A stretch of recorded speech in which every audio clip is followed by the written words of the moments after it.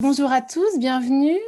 On a donc organisé, pour tenir compte de la situation qui est exceptionnelle, mais qui se prolonge sans fin, on a organisé une réunion de présentation du master de droit pénal de Lille, à destination principalement des étudiants de L3 qui seraient tentés éventuellement de faire une candidature pour la rentrée prochaine. Donc voilà, tout simplement, on va vous présenter le master. On est là toutes les deux, Muriel Ubeda-Sayar et moi-même, parce que nous dirigeons l'une et l'autre les parcours de M2 sur lesquels découle le Master 1 droit pénal et sciences criminelles. Donc, on va vous présenter d'abord le M1,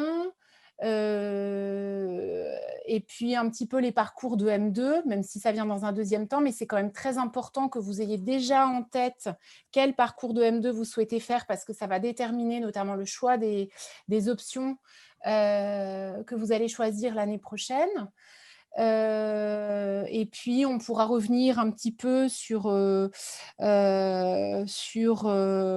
la procédure sur e-candidat, si vous en avez besoin. Et puis ensuite, on s'éclipsera et on vous laissera avec les étudiants. On a 3 étudiants du M1 droit pénal qui ont bien voulu se joindre à nous. Donc, les 2 délégués et puis Caroline Gauvin, donc Marius Didlot, Kimberley Santerre et Caroline Gauvin. Et puis, on a aussi des étudiants, alors je ne sais pas s'il y a des étudiants du M2 Justice pénale internationale, mais il y a quelques étudiants du M2 études pénales et criminelles qui pourront aussi répondre à vos questions. Ah oui, moi j'ai pas demandé, mais tiens, je vais envoyer un message. Voilà, c'est du direct. Et on verra bien. En tout cas, voilà. Donc, l'objectif, c'est que vous puissiez poser en toute liberté un certain nombre de questions, sachant qu'en même temps, je pense que vous avez aussi déjà un certain nombre de réponses. Alors, mais déjà, ce master de droit pénal à l'université de Lille, il est nouveau, il termine sa première année. Alors, ce n'était pas une année très, très rigolote pour tout le monde parce qu'on était tous loin, donc on n'a pas eu l'année qu'on avait espérée. Malgré tout, c'est quand même une grande fierté de présenter ce master et de représenter ce master de droit pénal qui traduit l'existence d'une spécialité de droit pénal à Lille, droit pénal interne et droit pénal international. Hein, j'insiste beaucoup sur cette question, sachant que d'ailleurs, le droit pénal interne ne veut plus rien dire, hein, il n'y a plus de droit pénal interne. Et puis, donc, ce master, il a été vraiment conçu pour détacher le droit pénal du droit privé auquel il était et auquel il est toujours rattaché dans les études, et pour montrer que véritablement le droit pénal, c'est une discipline autonome, à mi-chemin, qui emprunte au droit privé, qui emprunte au droit public et qui connaît aussi des concepts, des raisonnements, des méthodes qui lui sont propres. J'insiste sur ce point parce que vous allez le voir, on va balayer un petit peu rapidement la maquette du master. On l'a vraiment conçu comme un master qui n'est ni complètement public, ni complètement privé, et qui permet à la fois de travailler sur les matières essentielles du droit public, du droit privé, du droit international, du droit européen, pertinentes pour le droit pénal, ce qui a une conséquence pour vous, étudiants, c'est qu'on est là aussi pour accueillir des étudiants qui viennent de différentes formations. Il ne s'agit pas d'avoir fait, il ne faut pas avoir fait forcément du droit privé pour y être accueilli, puisque ce n'est pas du tout le profil recherché. En revanche, il faut bien sûr avoir fait une licence de droit, parce que les exigences juridiques en master sont importantes. Donc, c'est un master dont la maquette, je vais vous parler un petit peu de la maquette. C'est un master dont la maquette a été conçue autour de savoirs fondamentaux. Alors, il n'y a pas de choix de matière de TD. Les TD ne sont pas optionnels, ils sont imposés. Et à chaque fois, les TD représentent le volet pénal interne et pénal européen et international. Donc, on a beaucoup insisté. Donc, vous avez au premier semestre un TD obligatoire de droit pénal spécial et de droit international et européen des droits de l'homme. Et au second semestre, voilà, on va partager l'écran, ça va être plus simple. Et au second semestre, un TD obligatoire de droit pénal européen et de droit international pénal et droit pénal international. Donc là, ce sont deux TD obligatoires qui peuvent vous emmener à la fois vers le parcours pénal, EPC, et vers le parcours justice pénale internationale. Et puis ensuite, eh bien, on a construit cette maquette autour en essayant d'amalgamer les disciplines dont vous avez besoin, à la fois en droit pénal, donc c'est par exemple les savoirs pénaux complémentaires, en droit des peines, en criminologie. Évidemment, on a aussi introduit des disciplines extra-pénales pour vous permettre à la fois de préparer aussi l'entrée dans le parcours justice pénale internationale. Donc, par exemple, mais ça, je laisserai Muriel Hubeda en parler, mais il y a une option droit international de la coexistence pacifique qui n'est pas une option si vous voulez prendre le master justice pénale internationale. Mais on a aussi pensé aux étudiants qui vont préparer l'examen d'entrée au CRFPA et qui n'ont pas envie de se couper complètement du droit privé. Donc, on propose, par exemple, le droit des régimes matrimoniaux, le droit de la... Alors là, c'est au second semestre. Le droit au second semestre, au premier semestre, le droit des régimes matrimoniaux, le droit du financement de l'entreprise.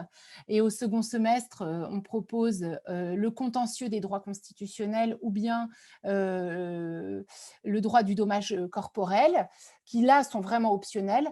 En revanche, il y a aussi le droit de la responsabilité internationale, c'est pareil, qui sont des matières très, très importantes si vous voulez faire le parcours justice pénale internationale. Donc, l'idée, c'est vraiment de vous offrir des connaissances pour vous construire en tant que juriste de droit pénal complet et que vous ayez la possibilité d'exercer à la fois en droit interne, en droit international, en droit européen aussi. Vous avez un cours de procédure pénale approfondie, des cours d'histoire ou de façon optionnelle le contentieux pénal dans le champ sanitaire. Donc vous voyez, vous pouvez déjà commencer à penser à ce qui peut vous intéresser ou bien à la profession que vous souhaitez exercer. Si vous souhaitez, par exemple, vous spécialiser en droit de la santé ou en droit pénal de la santé, il peut y avoir des contentieux un peu tête d'épingle qui sont utiles. Dans les disciplines complémentaires, on a bien sûr le droit pénal des affaires, on a le droit pénal du travail.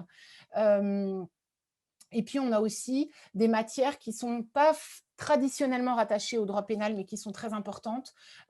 Histoire de la sécurité publique et des politiques pénales, droit de la défense et de la sécurité, un cours de culture judiciaire qui s'intitule « Les grands procès ». Ou bien encore des matières que l'on partage avec le master administration pénitentiaire sur sécurité et renseignement pénitentiaire, régime de détention en Europe. Donc, vous voyez, l'idée, c'est vraiment de faire de vous des pénalistes complets et surtout pas enfermés dans votre discipline, surtout pas enfermés dans un petit droit pénal interne, mais ouverts sur la politique criminelle, sur la sociologie juridique, sur le droit européen, sur le droit international. D'ailleurs, j'ai oublié de mentionner le cours de sociologie du droit et de la justice pénale qui est aussi proposé.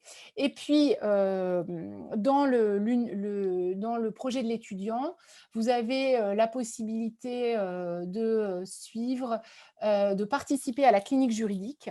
Ça, c'est quelque chose aussi qu'on a souhaité valoriser, ou bien de vous entraîner aux épreuves de concours, ou bien encore de faire un stage ou une expérience professionnelle.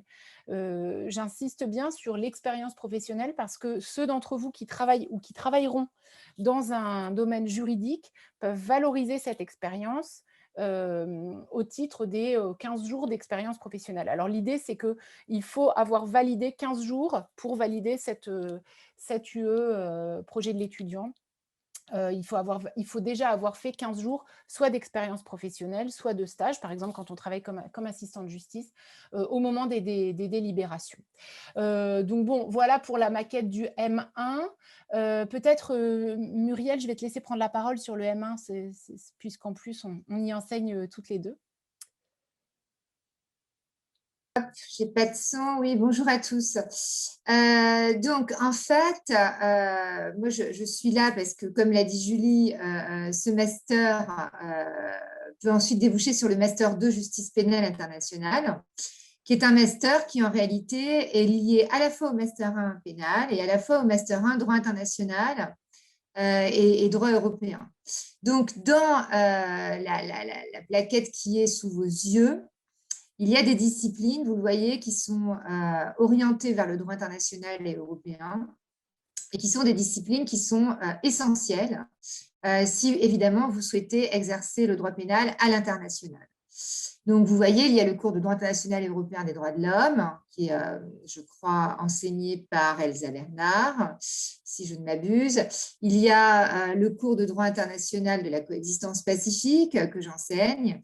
Et il y a ensuite deux cours au second semestre, un cours de droit de la responsabilité internationale dispensé par Charlotte Beausillon, qui est une internationaliste, et un cours de droit international pénal et droit pénal international.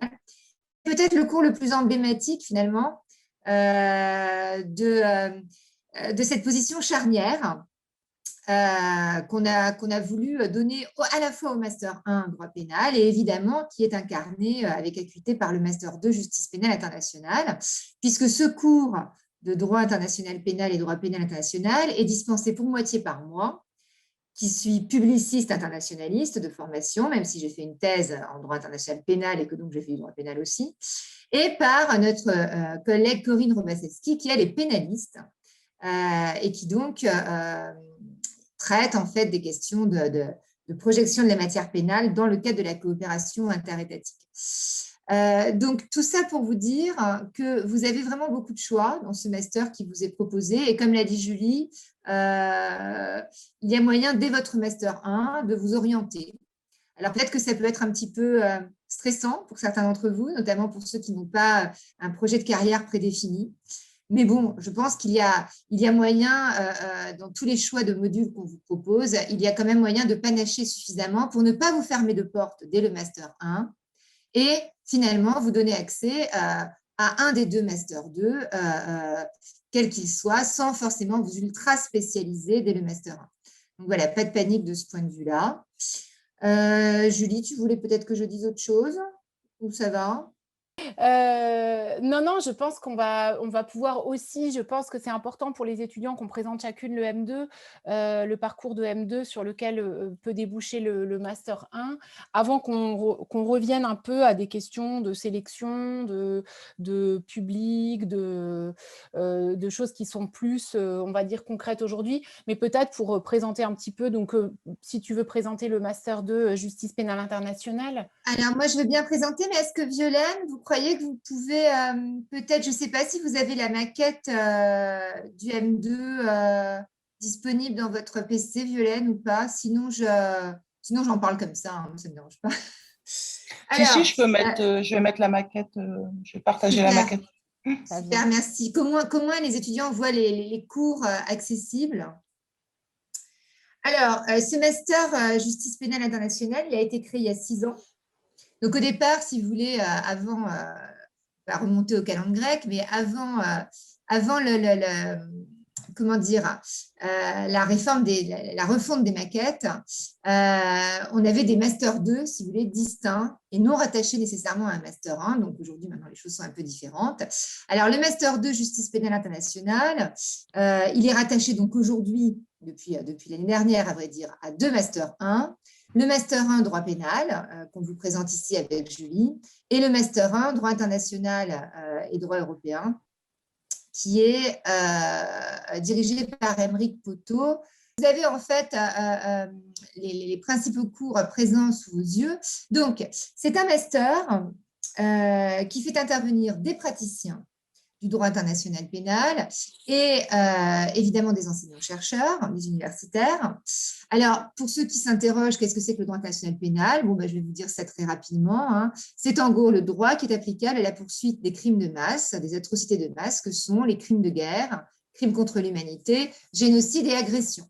Ce sont des crimes qui sont poursuivis à la fois par les juridictions nationales, mais dans des cadres spécialisés. Je pense ici au pôle des crimes qui est rattaché au parquet national antiterroriste de Paris. Et ce sont aussi des crimes qui sont poursuivis par des juridictions pénales internationales qui sont créées spécialement pour poursuivre ces crimes. Donc, vous le voyez, si vous faites du droit international pénal, vous vous dirigez plutôt donc vers une carrière d'internationaliste et vous vous apprêtez évidemment à travailler dans des structures internationales, ce qui sous-entend des vrais choix de vie. Je crois qu'on ne le dit jamais assez aux étudiants. Il y a évidemment ce que vous avez envie de faire en théorie, il y a ce que vous aimeriez faire parce que peut-être que vous êtes assez fort dans telle ou telle discipline, si vous avez déjà eu un apprentissage en droit international, en relations internationales, etc. Et puis après, il y a aussi vos choix de vie personnels. Quand on fait du droit international pénal, a priori, on ne va pas travailler qu'en France. On s'apprête à travailler, bien évidemment, à l'étranger et donc à pratiquer plusieurs langues, notamment. Donc là, de la même façon, hein, si vous n'êtes pas anglophone, voire anglophile, eh bien, il faut vous y mettre parce que dans les juridictions pénales internationales, on parle essentiellement anglais. Alors, c'est un master qui est assez exigeant sur l'investissement qui est demandé. C'est un master qui est aussi, qui a su créer une solidarité intergénérationnelle entre toutes les générations d'étudiants. Et donc, si ça vous intéresse, vous pouvez déjà aller sur le site professionnel LinkedIn, que vous devez connaître, j'imagine, et vous trouverez un groupe qui s'appelle Master 2, Justice pénale internationale. Alors, ne demandez pas à entrer dans le groupe Alumni, parce que le groupe Alumni est réservé à tous les étudiants qui ont suivi cette formation. Et dans ce groupe, les étudiants s'échangent des idées de stage, des propositions de job, etc. Mais vous avez dans le groupe plus global, Master 2, Justice pénale internationale, des échanges plus généraux sur ce qu'est la justice pénale internationale. Et vous pouvez commencer à dialoguer avec des étudiants de toutes les générations passées. Donc, qu'est-ce que je peux vous dire d'autre? Dans le master, enseignent des praticiens de la Cour pénale internationale, c'est-à-dire des juristes qui travaillent à la Cour pénale internationale, qui est à La Haye. Enseignent aussi des praticiens du pôle des crimes contre l'humanité, c'est-à-dire des personnes qui assistent les juges dans le parquet national antiterroriste de Paris pour poursuivre les crimes de masse. Vous avez des avocats inscrits au barreau international. Donc, vous voyez plutôt des personnes qui travaillent dans les organisations internationales et dans les juridictions pénales internationales. Plusieurs nationalités parmi les enseignants. Des cours en anglais qu'on a voulu introduire l'an dernier justement pour renforcer l'apprentissage de la langue anglaise. Donc, vous avez un cours qui est dispensé par Dov Jacobs, qui enseigne à l'université de Leiden et qui est avocat au barreau de la Cour pénale internationale. Si vous voulez savoir qui est Dov Jacobs, c'est facile.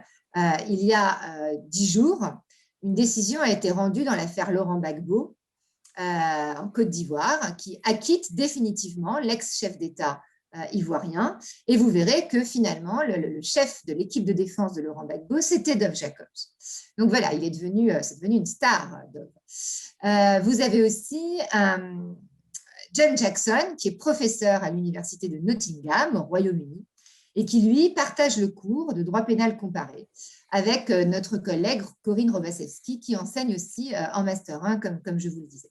Donc voilà, je ne vais pas être plus longue, des profils très variés. Vous voyez qu'il y a un cours de droit humanitaire aussi. Alors, ce cours est enseigné par un général de la Marine, qui est l'ancien sous-directeur de la direction des affaires juridiques du ministère de la Défense. Donc voilà, il y a quand même des grands noms, j'ai envie de dire, parmi les enseignants. Et surtout, il y a des gens très dévoués, puisque l'équipe n'a pas bougé depuis 6 ans, si ce n'est qu'elle s'est renforcée par des nouveaux venus. Mais l'équipe de base est restée la même. Et donc, il y a une vraie solidarité entre les enseignants et je pense que du coup, ça crée une bonne ambiance et il y a une vraie solidarité aussi parmi les étudiants. N'hésitez vraiment pas à essayer de les contacter par le biais notamment de LinkedIn. Et je sais aussi qu'il y a un groupe Facebook. Enfin bon, vous les jeunes, vous maîtrisez ça mieux que moi. Je suis sûre que vous trouverez les infos par vous-même en ce qui concerne les échanges étudiants. Voilà, donc après, je vais me taire et je serai évidemment à votre disposition pour des questions quand Julie aura présenté le master de droit pénal. Oui, alors on va faire pareil. Voilà, on va mettre aussi la maquette en partage d'écran. Le master études qui s'intitule Études pénales et criminelles, eh bien, c'est un master qui est plus tourné vers la pratique du droit pénal en France. C'est pour ça qu'il est très complémentaire avec le master justice pénale internationale. On ne se fait pas du tout de concurrence, c'est que de l'émulation et de la complémentarité. Et donc, lui, il complète vraiment le Master 1. En fait, c'est vrai que l'avantage, Muriel le soulignait, avant, on avait des M2 qui étaient un peu voilà, comme des espèces d'électrons libres qui nageaient au-dessus de tout à la fin de la formation. Maintenant, on a des M2 qui sont rattachés à des M1 et ce qui est très confortable pour nous, c'est qu'on a vraiment pu se dire qu'on vous prend à la sortie de votre troisième année de licence et on a 2 ans pour fabriquer pour vous, pour faire de vous des juristes accomplis dans le domaine qui est le vôtre. Donc, le M2 EPC, il est vraiment dans la continuité du M1 et il se spécialise évidemment en droit pénal, mais en droit pénal entendu très largement parce que les étudiants, ceux d'entre vous qui me connaissent comme professeur savent que eh bien, j'ai une conception très large du droit pénal et d'ailleurs le droit pénal, voilà, le droit pénal ne s'envisage que dans un environnement très vaste. Donc, il y a des cours qui ne sont pas spécialement des cours de droit pénal, mais qui sont, il y a par exemple un cours de protection européen des libertés et droits humains fondamentaux, un cours d'espace de liberté, de sécurité et de justice, un cours de droit de la preuve, un cours donc en anglais puisqu'il est partagé aussi avec le master de justice pénale internationale de droit pénal comparé, Criminal Comparative Law. Et puis, il y a des enseignements qui sont plus spécifiquement pénaux et qui embrassent, on va dire, l'ensemble du champ pénal, le droit pénal constitutionnel, la responsabilité pénale approfondie, la protection pénale des personnes et des biens, le droit pénal économique. Et surtout, ce que j'ai voulu faire cette année, puisqu'on a retravaillé sur les maquettes, c'est vraiment travailler sur la dimension contentieuse du droit pénal, donc la dimension pratique. Et on a beaucoup de cours qui sont assurés par des praticiens, des magistrats, contentieux des nullités de la procédure pénale, contentieux de la délinquance organisée, application des peines, qui est un cours qui est fait par une directrice des services pénitentiaires, contentieux des étrangers, c'est un cours qui est fait par un avocat, opportunité des poursuites et répression des délits, c'est un magistrat. Donc, vous voyez, on a aussi un équilibre qui est devenu vraiment très intéressant entre une équipe d'enseignants-chercheurs fixes et puis des magistrats, des avocats. Il y a aussi un cours de contentieux de la criminalité organisée, oui, ça je l'ai cité. Qui sont vraiment, qui ont vocation à vous donner à la fois un bagage théorique important, mais aussi un bagage pratique très important. Quand je suis arrivée, le constat que j'ai fait, c'est vraiment que souvent, et d'ailleurs, il suffit pour vous d'aller au tribunal pour vous en rendre compte, les avocats soit manquent enfin, certains avocats manquent de bagage théorique important, mais à l'inverse, les jeunes avocats ne sont pas assez aguerris à la question contentieuse. Et ça, c'est quelque chose sur lequel j'ai voulu beaucoup travailler en lien donc avec des praticiens qui ont vraiment une place très importante aujourd'hui. Et puis, on a des cours qui sont au deuxième semestre, qui sont un peu plus spécialisés aussi. Là aussi, pour vous permettre de tester. Ce que je dis toujours aux étudiants, c'est que eh bien, il faut jamais oublier les brèches. Les brèches, les petites brèches comme le droit pénal fiscal et douanier, par exemple, comme le droit pénal des mineurs délinquants, comme par exemple, le droit pénal de l'environnement, mais celui-là, j'ai pas eu de place pour le mettre, eh bien, il faut jamais les négliger parce qu'en fait, ce sont eux qui vont vous permettre de vous créer un nom, de vous faire une spécialité. Et c'est vrai que quand on veut se faire une place dans un barreau pénal, et vous savez que Lille est un très gros barreau pénal, on ne peut pas se contenter d'être un généraliste. D'abord, il faut être excellent. Et puis aussi, il faut être capable d'être excellent dans des domaines très techniques, très ciblés. Et il y a de la place pour les très bons avocats dans des domaines, par exemple le droit des étrangers. Le droit des étrangers, le contentieux des étrangers est enseigné par un ancien du M2 EPC, qui donc est devenu enseignant aujourd'hui, qui est avocat, et qui a dit, moi quand j'ai commencé, en fait, un jour j'ai eu un dossier en droit des étrangers, ça m'a passionné, et je me suis rendu compte qu'il y avait très peu de spécialistes au barreau de Lille, donc il y avait une place pour moi. Donc voilà, ça c'est des choses aussi que... donc moi, ce que j'essaie de vous enseigner, c'est à la fois le bagage qui vous permet d'aller partout en droit pénal, et ensuite de vous enseigner aussi la curiosité d'aller et d'aller sur les brèches qui vont s'ouvrir devant vous. D'ailleurs, en M1, on n'a pas parlé, il y a un cours de droit de la cybercriminalité aussi dans cette optique. Et puis, plus, on va dire, de façon plus...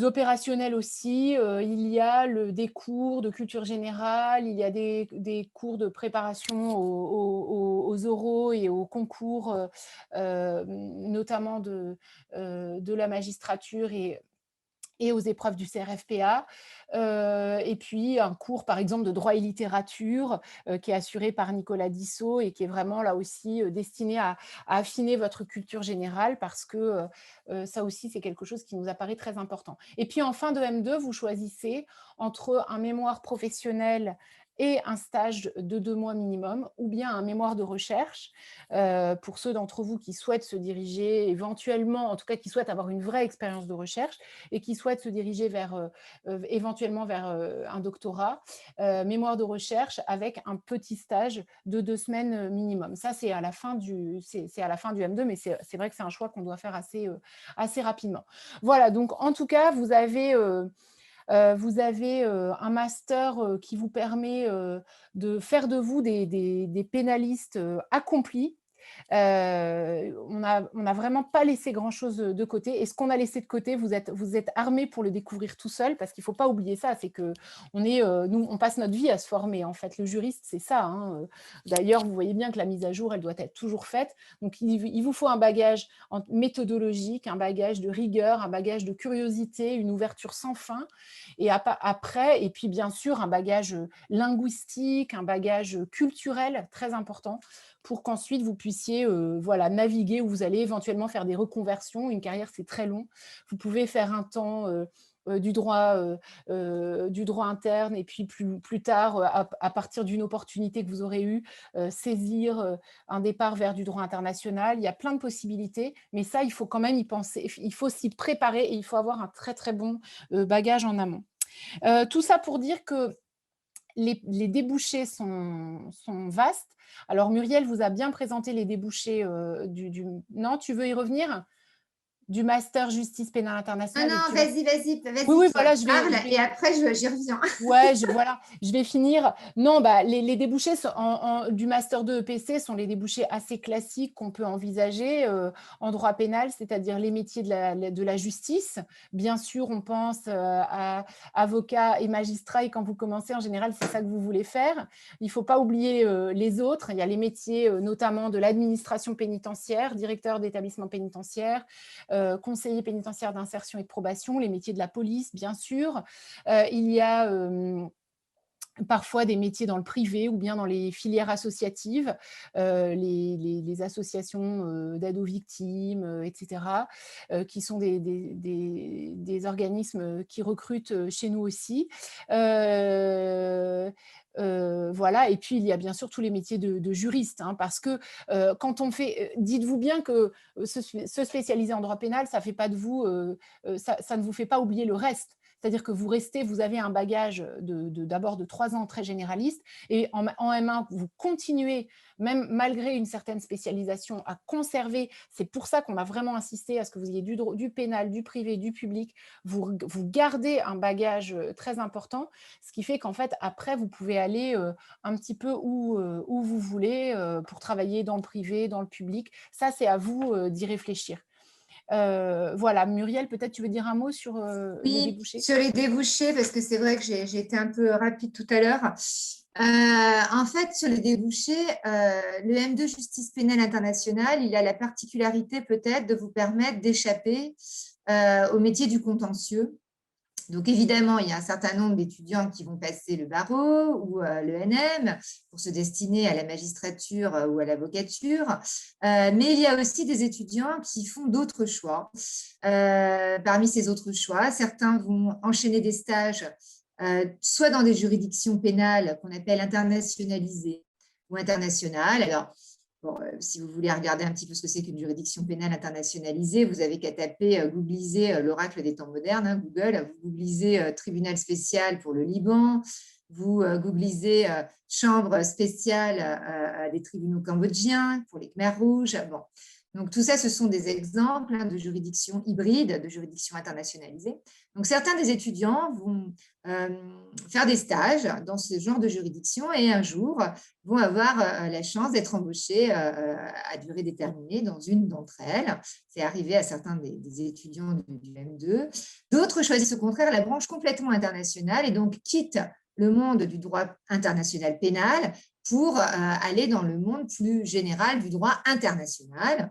Et donc, j'ai des étudiants qui font le choix de passer des concours pour entrer dans des organisations internationales ou qui, comme les autres, vont accumuler des stages dans ces organisations jusqu'à ce qu'un jour, ils décrocheront évidemment un CDD dans telle ou telle organisation, notamment, bien sûr, l'Organisation des Nations Unies. Il y a une question qu'on me posait quand j'avais des cours en L3 et même en L1, maintenant je n'en ai plus, c'était « Madame, qu'est-ce qu'on peut faire avec du droit international ? Ça a l'air compliqué et les débouchés ont l'air moins nombreux qu'avec du droit interne. » Alors, j'ai envie de vous dire oui, puisque vous êtes à l'international, vous avez une concurrence qui est internationale, donc vous allez être mis en concurrence avec d'autres nationalités que la vôtre, bien sûr. Mais après, comme je le disais à l'époque et je maintiens ma position, je pense vraiment qu'il faut être conquérant dans la manière dont vous allez définir votre projet de carrière. Je pense que quand on est motivé par un projet, on est bon. Parce que quand on est motivé, on travaille et qu'il n'y a pas de secret. Les gens qui ont l'air doués comme ça, y compris en droit, y compris Julie et moi, vous voyez, professeurs agrégés des universités, eh bien, on a beaucoup travaillé pour en arriver là. Ça ne nous est pas tombé dans notre escarcelle tout cuit.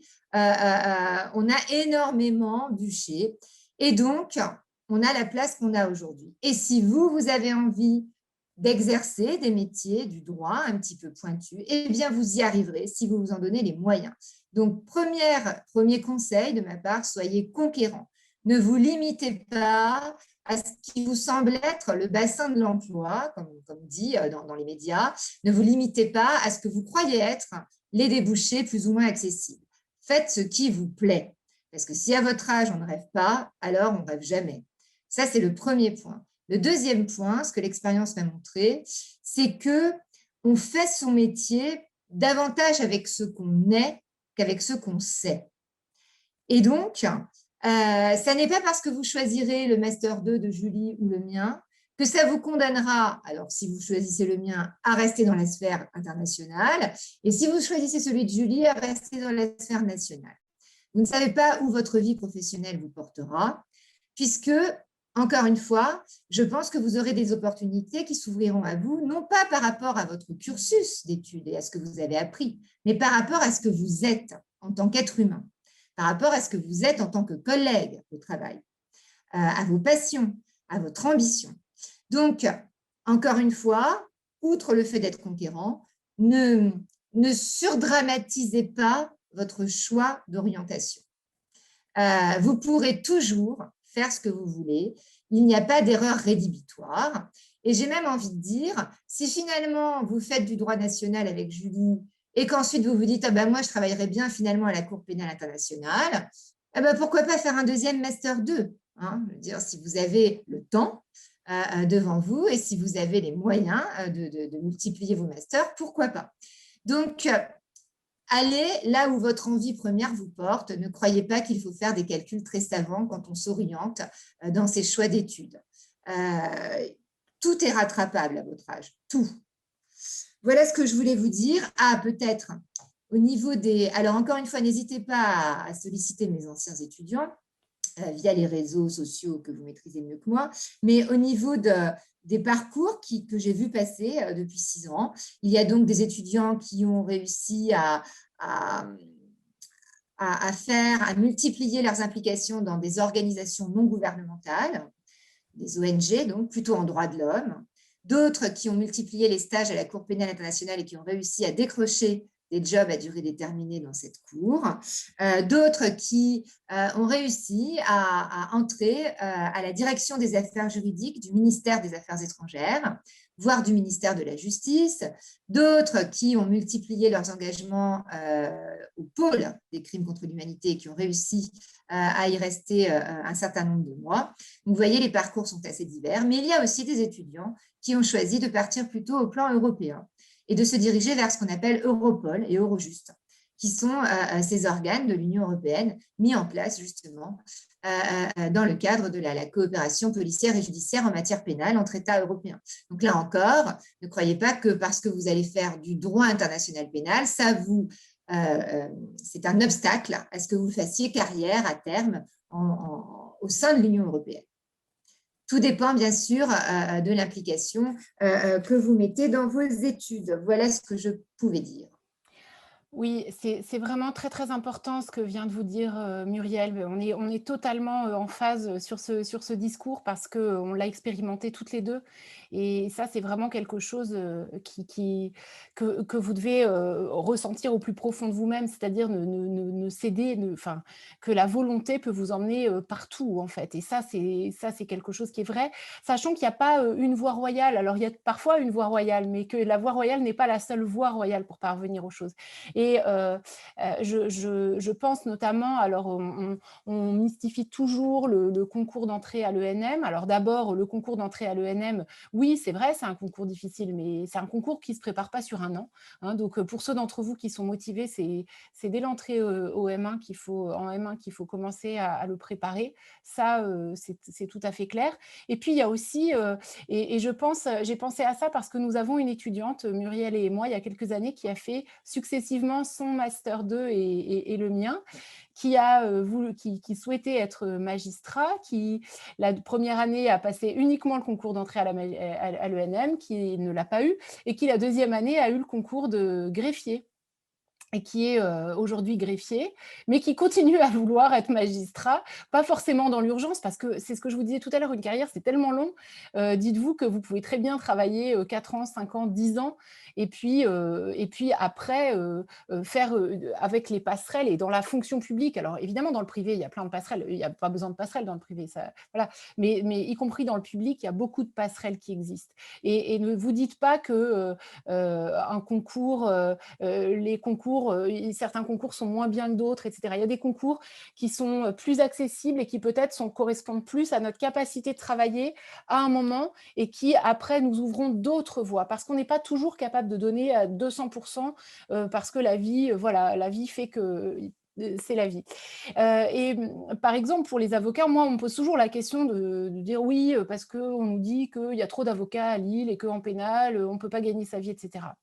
Mais alors d'abord, première chose, ce qui enquiquine les autres, c'est-à-dire faire des permanences, nous, on adore ça les pénalistes puisqu'on est fait pour ça. Donc faire des gardes à vue, ça ne nous embête pas. Et ça vous assure quand même un revenu minimum. Ce n'est pas forcément la richesse absolue, mais ça vous assure quand même un revenu. Et ensuite, eh bien, regardez bien autour de vous et regardez les avocats. Les excellents, ils ont toujours une place. Donc, il faut toujours tendre vers l'excellence, quoi que vous fassiez, quel que soit le métier, quelles que soient les études que vous faites. Il faut toujours les faire à 2000% et au maximum de ce que vous pouvez donner, parce que c'est comme ça qu'on profite des choses et qu'on les vit avec bonheur. Et je dis ça parce que je pense que c'est le cas dès le M1. On s'était interrogé l'année dernière en disant qu'est-ce que ça va être nos étudiants, ils vont entrer en M1. Ils auront été sélectionnés et la sélection, je peux vous dire, est extrêmement, extrêmement rude. Est-ce que finalement, une fois qu'ils auront été sélectionnés, ils ne vont plus rien faire, ils vont se reposer sur leur laurier en disant on n'a plus besoin de travailler, on a déjà été sélectionnés. En fait, évidemment, ce n'est pas du tout ce qui s'est passé parce qu'enfin, et malgré la difficulté que nos étudiants ont eue cette année, enfin, ils ont eu accès à ce qu'ils avaient souhaité, ce qu'ils avaient choisi, et ils se sont totalement investis dans cette année de M1. C'est pareil pour les étudiants de M2 qui ont travaillé comme des fous, malgré le fait qu'il n'y a pas beaucoup d'enjeux en termes d'évaluation. Simplement, on se dit, je suis là pour prendre tout ce que je dois prendre et c'est là que je construis toutes mes capacités pour ensuite faire devenir le professionnel que j'ai envie de devenir. Voilà, c'est ça. Et moi, je disais encore, je dis toujours que moi, encore à l'heure actuelle, mes connaissances, mes bagages de théorique en droit pénal, je les garde de ma 4e et de ma 5e année. Tous les articles de fond, etc., ça, c'était des conseils de lecture que j'avais eus en M1, en M2. Donc, vous construisez aujourd'hui ce que le professionnel que vous serez demain, quelle que soit la discipline ou quel que soit le domaine dans lequel vous exercerez. Ça, c'est vraiment très important. Alors, peut-être un petit mot sur quel public on vise, et je voudrais dire un mot spécial sur les étudiants. Alors, pour vous rappeler donc que nous souhaitons avoir des étudiants qui viennent de disciplines variées, du droit public, du droit privé, ça c'est très important, de l'international évidemment. Et en parlant d'international, pour dire que aussi bien Muriel que moi, nous sommes très attachés aux étudiants qui ont des expériences de mobilité, que la mobilité n'est absolument pas un handicap pour entrer dans ce master, mais au contraire, c'est un atout. Donc ça, c'est quelque chose qui est toujours très anxiogène pour les étudiants. Zut, je suis partie en Erasmus, est-ce que j'ai bien fait? Oui, bien sûr que vous avez bien fait, parce que un bon juriste est un juriste curieux. Peut-être un mot sur la lettre de motivation que vous devrez faire pour postuler. Évidemment que dans cette lettre de motivation que vous devrez faire, il faudra essayer de nous expliquer quel est votre projet, à la fois le projet professionnel, mais à plus court terme, le projet en termes de M2. Qu'est-ce qui vous anime aussi? Qu'est-ce qui vous anime? Donc, expliquer, essayer de faire quelque chose qui nous explique voilà, qui vous êtes, quel type de personne vous êtes, quelle est votre personnalité, quelles sont les passions qui vous animent et pourquoi vous avez envie d'entrer dans ce master et pourquoi à plus long terme, pourquoi en faire l'année prochaine et à plus long terme. Les lettres de motivation, on n'est pas en première année et vous avez de la chance parce qu'on prend vraiment le temps de les lire. Donc, faites-nous des belles lettres de motivation pour qu'on ait envie de vous sélectionner. Tu veux ajouter quelque chose, Muriel, sur cette question? Oui, vraiment, ça n'est pas un exercice de style, la lettre de motivation. Alors là, c'est vrai que depuis l'an dernier, on les étudie aussi en Master 1. Jusqu'à présent, on ne lisait des lettres de motivation que d'étudiants de Master 1 souhaitant entrer en Master 2. Et je peux vous dire qu'au regard de cette pratique, pour la sélection du Master 2, il y a un certain nombre de mes étudiants qui ont dû leur entrée dans la formation en grande partie, je vais dire à 40%, à leur lettre de motivation. C'est-à-dire qu'ils avaient un niveau honorable, mais ils étaient sans doute moins bons que d'autres, mais ils avaient un vrai projet professionnel qui était motivé soit par leurs ambitions personnelles, effectivement, comme dit Julie, ils avaient effectué une mobilité, ils avaient découvert le droit international pénal en Erasmus, etc. Soit aussi parfois des motivations plus personnelles, liées évidemment à leur passé familial. Là, je pense à des étudiants qui, par exemple, peuvent venir de certains États en conflit en Afrique ou de certains États qui ont créé des juridictions mixtes comme le Cambodge, par exemple. Et donc, ces étudiants-là, du fait de leur motivation familiale,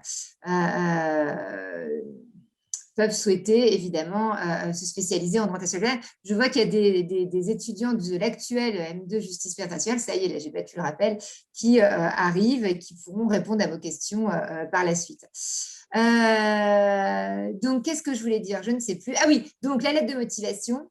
Alors attention, hein, ça n'est pas non plus un roman fleuve, une lettre de motivation. Hein. Parce que vous imaginez bien qu'avec les centaines de dossiers qu'on doit lire avec Julie, surtout que moi, en plus, je suis à cheval sur 2 masters, donc en plus, je lis aussi les centaines de dossiers du droit international et européen. Donc, ce n'est pas 5 pages de lettre de motivation. Non. C'est 1 page et demie, 2 pages.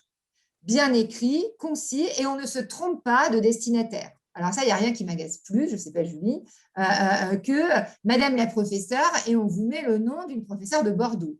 Ah ben non, alors là déjà, vous voyez, l'étudiant là, elle attrape la lettre. Donc, vous êtes attentif à ce que vous faites. Votre construction de carrière, elle commence quand vous candidatez dans des masters. Voilà, c'est comme ça qu'il vous faut voir les choses. Donc, vous faites attention. Et pareil pour les fautes d'orthographe, etc., évidemment. Et vous essayez d'exprimer de manière claire votre pensée.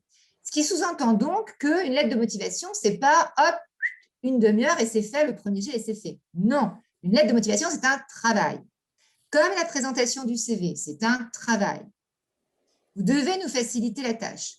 Quand on agace ces examinateurs, ça n'est jamais très bon. C'est valable pour être recruté en master, c'est valable pour les concours, c'est valable pour les entretiens d'embauche. Il faut essayer de vous mettre ceux qui vous évaluent dans la poche. Ça paraît évident de le dire, mais je vous assure que tout le monde ne le fait pas. Donc, faites très attention à la manière dont vous présentez votre dossier. Et ce que je dis vaut aussi d'une manière générale, la manière dont vous envoyez votre dossier et dont vous écrivez à l'administration, etc. On met du soin dans la manière dont on fait ces démarches. Ça paraît basique, encore une fois, mais bon, ça fait un peu 6 ans que je m'arrache les cheveux. Julie, je te redonne. Eh ben oui, et puis en fait, une lettre de motivation, un CV, un dossier, c'est une démarche professionnelle. Donc, on attend de vous que vous soyez déjà des pros, en fait, que vous vous mettiez dans une posture professionnelle, que vous ne nous mettiez pas une photo où vous êtes sur la plage, que vous ne nous mettiez pas Julie Alix, née par exemple en Normandie, pour parler de moi, français lu, écrit, parlé. Hein, parce que ça, bah non, en fait, on part du principe que le français, si vous savez pas, et alors surtout s'il y a une faute dans le lu, écrit, parlé. Donc voilà, essayez d'être professionnel dans votre façon de préparer vos dossiers, mais sachez qu'on les lit avec beaucoup de soin, malgré la quantité infinie de candidatures que l'on a. Donc vous serez lu. Est-ce qu'il faut qu'on refasse donc les candidatures? Elles commencent, je crois, là je me tourne vers Violaine, le 26 avril sur e-candidat, c'est bien ça? Du Oui, 26 c'est avril du au 26 mai? 26 avril au 26 mai, c'est bien ça. Voilà, c'est ça. Donc, la procédure, elle est pas très compliquée. Il faut passer par la plateforme e-candidat et comme, je voulais vous dire aussi que les étudiants du M2 études pénales et criminelles m'ont demandé de vous transmettre, alors il y en a 3 qui sont ici pour répondre à vos questions, mais ils m'ont demandé de vous transmettre aussi leurs liens vers, les réseaux sociaux. Donc là, je vous les envoie sur le chat et je vais vous mettre aussi voilà, et je vais vous mettre aussi un fichier qu'ils ont fait rien que pour vous avec leurs coordonnées où vous pouvez les contacter si vous le souhaitez. Voilà, donc ils m'ont autorisé à vous transmettre leurs coordonnées. Je trouve que vous avez beaucoup de chance. Ça, c'est quand même les avantages de la situation. Peut-être on peut, si moi j'ai plus grand chose à dire, on va peut-être pouvoir répondre à vos questions rapidement et puis ensuite vous laisser entre étudiants pour que vous posiez les questions auxquelles on ne pourra pas répondre. Est-ce qu'il y a des questions auxquelles on peut répondre? Non, il n'y a pas de questions. Oh, bah alors, s'il n'y a pas de questions, ça veut dire qu'on a répondu à toutes les questions. Je vais faire comme Julie, moi aussi, je vous envoie. Alors, j'espère que c'est le bon truc, ça, je ne suis pas sûre. Mais bon, alors, il y a une étudiante qui s'est libérée aux dévotés du master, de l'ancien master 2, même pas de l'actuelle promotion, de la promotion d'avant. Alors, vous la voyez sur le nom de Grâce à... Mais en fait, c'est Charlotte. Mais bon, ce n'est pas grave. Vous pourrez lui poser des questions. Alors ça, je ne sais pas si c'est le bon lien que je vous envoie. Charlotte, oui, voilà, Grâce alias Charlotte. Est-ce que vous pourrez essayer d'envoyer le lien dans le chat, le lien du Master 2, mais pas justement du Master 2 Alumni, vous voyez ce que je veux dire, de la page générale du Master 2 sur LinkedIn. Je vous laisse faire. Hein. Pour répondre, les étudiants, les lettres de motivation, une page maximum à l'ordinateur, bah, on n'est pas complètement rigide. En général, Non, entre une page et une page et demie, c'est bien. Ça, oui, en réalité, si c'est 2 pages, on ne va pas vous sanctionner non faut, plus. Quoi. il ne faut pas déblayer pour rien, délayer pardon, pour rien. Et souvent, en licence 3, vous n'avez pas non plus d'expérience qui vous permette de faire 2 pages. Mais si vous avez une expérience associative qui vous a particulièrement marqué, plus un Erasmus, plus je ne sais quoi, en fait, ne vous censurez pas non plus. On n'est pas… voilà. Justement, c'est l'avantage d'avoir des évaluations qui sont faites par des êtres humains, c'est que on va pas ne pas lire la page 2 s'il y a une page 2. Simplement, ne mettez pas une page 2 pour le principe de mettre une page 2. En général, en fin de licence 3, une lettre de motivation d'une page, c'est très bien. Mais s'il y a des choses spécifiques que vous souhaitez dire, voilà, ne vous censurez pas. Oui, alors prenez-vous principalement des étudiants provenant de Lille. Non. Ben non. Alors, là, en tout cas, je réponds pour l'aspect international. Alors, et Julie, c'est pareil. On prend les meilleurs dossiers. Ah oui, on prend que les meilleurs dossiers. On prend les meilleurs dossiers avec une sensibilité. Je crois que Julie la partage, même si finalement elle a moins cet impératif-là d'ouverture. Une sensibilité aussi quand même pour les candidatures étrangères. Alors, ça devient… Alors, jusqu'en L3, on peut le faire. Après, ça devient compliqué, si j'ai bien compris mes échanges avec l'administration entre le M1 et le M2. Mais justement, moi, quand j'ai créé le Master 2 JPI, c'était beaucoup pour aider les étudiants des pays ravagés par les conflits meurtriers à se former et en fait à aller pratiquer ensuite dans leur État la répression des crimes de masse. Vous voyez, c'était ça qui m'intéressait. Donc jusqu'à présent, j'avais une sensibilité à l'ouverture hein, et donc j'accueillais des étudiants notamment de Campus France, etc. Je vais continuer. Même si maintenant, évidemment, avec Julie, on doit harmoniser nos propres critères de sélection et faire une pondération, bien sûr. Mais voilà, on prend les meilleurs dossiers, les meilleurs profils pour le master. Exactement. Donc, en fait, pour répondre à la question qui suit, c'est la même chose. DU, pratique pénale et criminologique recommandée. Non, en fait, c'est-à-dire que, imaginez qu'on va regarder un dossier dans son ensemble. Donc, effectivement, celui qui aura juste sa licence 3 à 11, licence 1, licence 2, licence 3 à 10, 11, bah, il est juste parce qu'il va être en concurrence avec celui qui a fait Erasmus, celui qui a fait un DU en plus, celui qui a fait 4 stages, etc.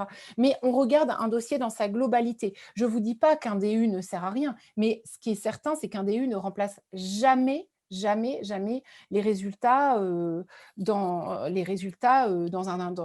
une formation nationale. Donc, le DU ne peut pas compenser des résultats par ailleurs. Ça peut juste être un plus. Mais tout comme on se dirait, même si vous avez un DU en droit rural, pourquoi? Parce qu'un étudiant qui est capable de suivre 2 formations en même temps ou quelqu'un qui a un double diplôme, parce qu'on se dit, bah, c'est quelqu'un qui a une grande force de travail, qui a beaucoup de détermination. C'est plus la personne qu'on cherche à voir derrière et la capacité de travail et le profil de travailleur en fait, et d'étudiant que vous êtes. En fait, je sais que vous aimez bien qu'on vous donne des exemples concrets parce que vous n'aimez pas trop quand on reste dans le flou comme ça en général, les étudiants. Vous aimez bien des exemples. Alors, des exemples. Quand on sélectionne, et toutes les deux, je pense qu'on fait la même chose. Alors évidemment, quelqu'un qui a 16 de moyenne générale, bon, bah, c'est ce qu'on appelle un bon dossier. Donc, on ne se pose pas 36 questions. On met de côté. Quelqu'un qui a 14 de moyenne générale, mais qui parle 4 langues et qui a fait un Erasmus. Bon, bah, c'est bien aussi. Alors, surtout si dans les 14 de moyenne générale, il a quand même des très bonnes notes dans les matières qui nous intéressent, Julie et moi, à savoir le pénal et l'international. Donc, hop, on classe. Quelqu'un qui va avoir 12 de moyenne générale, mais qui a un profil atypique, qui, je ne sais pas moi, a suivi une double licence, par exemple, ou qui vient de l'étranger et qui a déjà travaillé, par exemple, ça peut arriver aussi. Quelqu'un qui est polyglotte, qui va parler 4-5 langues, enfin, vous voyez, en fait, si vous voulez, quand on n'a pas ce critère massu des notes, c'est-à-dire les 16-17 de moyenne, ce qui ne court quand même pas les rues entre nous, hein, eh bien, il faut arriver à mettre un petit plus pour renforcer votre dossier.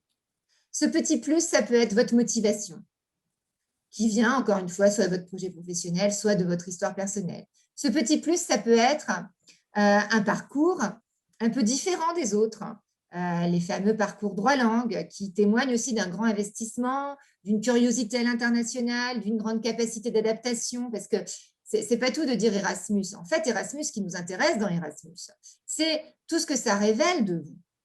Votre capacité à vous déraciner, à aller étudier à l'étranger, à aller étudier dans une langue étrangère, à être curieux, à vous adapter. Votre maîtrise peut-être, imaginons, si vous avez fait des études, j'ai n'importe quoi, dans un pays anglo-saxon, du coup, votre maîtrise de la common law, moi, vous voyez, ça c'est quelque chose qui, pour le droit international pénal, m'intéresse énormément. Si dans votre dossier, vous m'expliquez que vous avez fait 1 an à Cambridge, par exemple, n'importe quoi, et que donc vous maîtrisez le common law parce que vous avez eu X cours de common law, moi, ça m'intéresse. Parce qu'en droit international pénal, on fait du droit pénal comparé. Et donc, on fait du common law. Donc, vous voyez, quand on n'a pas cet argument massu des notes qui rend le dossier excellent, alors, on va regarder, nous, ceux qui sélectionnons vos dossiers, on va regarder tout ce qui fait sortir votre dossier de l'ordinaire, entre guillemets ordinaire, hein, sans mépris aucun de ma part pour les étudiants qui n'ont fait qu'une licence de droit classique et qui ont obtenu 13 de moyenne. Et dans le même sens, pour répondre à la question qui est posée, l'étudiant qui a travaillé toutes ses études, évidemment qu'il faut le dire. Et d'ailleurs, on le voit dans le CV, il faut le mettre. Alors, vous avez le droit dans votre CV de mettre une case expérience juridique et expérience non juridique. Mais quel courage de réussir à faire des études en travaillant.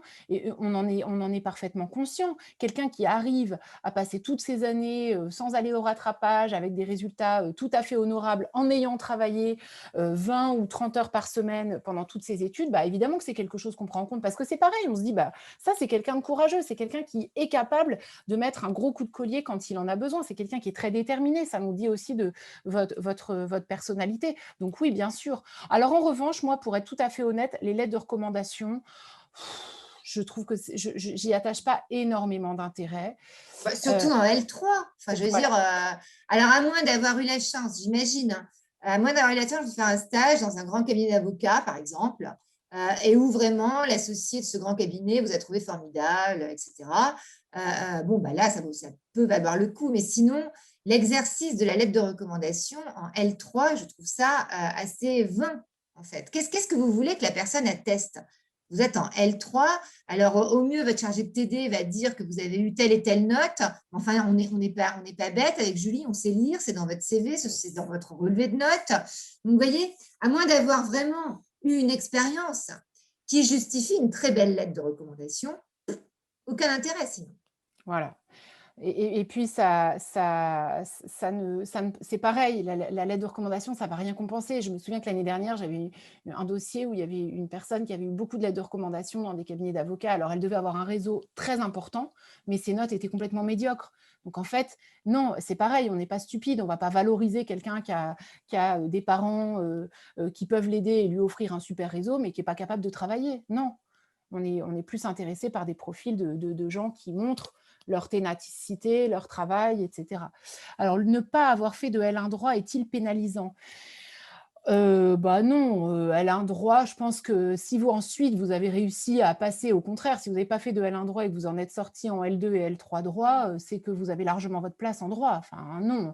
Autant c'est plus délicat pour un profil qui est quelqu'un qui n'a pas du tout fait de droit, voire quelqu'un qui qui n'a pas du tout fait de droit en licence, ça c'est très difficile, hein, parce que même quelqu'un qui vient d'AES, qui a fait un petit peu de droit, nous on est quand même sur des disciplines où on attend vraiment de vous que vous ayez acquis des méthodes, des raisonnements juridiques, des bases aussi, des concepts. C'est très difficile de démarrer en M1, donc sauf cas exceptionnel de quelqu'un qui, par exemple, viendrait de l'étranger et qui aurait fait un parcours très spécifique à l'étranger, je ne vois pas tellement comment on pourrait prendre un étudiant qui n'est pas juriste. Mais ne pas avoir fait de L1 droit, si vous vous en êtes sorti par la suite, bah, vous êtes devenu juriste. Vous savez, la plupart des magistrats, où il y a presque 50% des magistrats aujourd'hui qui sortent de Sciences Po et qui ont commencé à faire du droit en M2, hein, donc voire pour préparer un concours. Et après, ils deviennent des juristes, hein, ils deviennent même des très bons juristes. On peut toujours devenir ce qu'on a envie d'être. Voilà, bah, peut-être, s'il n'y a pas d'autres questions, on va vous laisser avec les étudiants de M1 et de M2.